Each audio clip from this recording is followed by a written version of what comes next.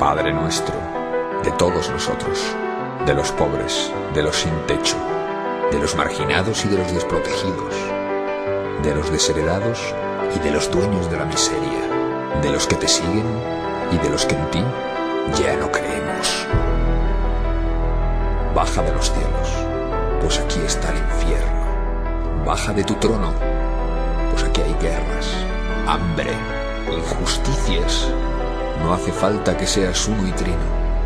Con uno solo que tenga ganas de ayudar, nos bastaría. ¿Cuál es tu reino? ¿El Vaticano? ¿La banca? ¿La alta política? Nuestro reino es Nigeria, Etiopía, Colombia, Hiroshima. El pan nuestro de cada día son las violaciones, la violencia de género, la pederastia, las dictaduras, el cambio climático. En la tentación caigo a diario. No hay